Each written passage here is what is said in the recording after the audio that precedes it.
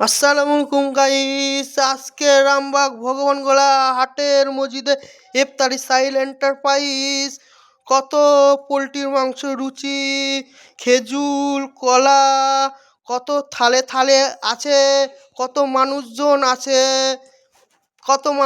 আছে, খেতে খেতে পারছে না। দেখো, এক হাঁড়ি করে পোলট্রির মাংস করেছে, এক হাঁড়ি করে লুচি করেছে, থাড়ি থাড়িতে খেজুর। কে খাবে না খাবে সবাই খাবে। পেটুক মানুষ তো সবাই খাবে, তো না খেলে তো হজম হবে না, হজম করলে হবে, না করলে হবে না। সব ভালো থাকো সবাই। সবাই নমাজ পড়ছে, দোয়া করছে, দিয়ে তারপরে ইফতারি নমাজ হয়ে তারপরে আসছে।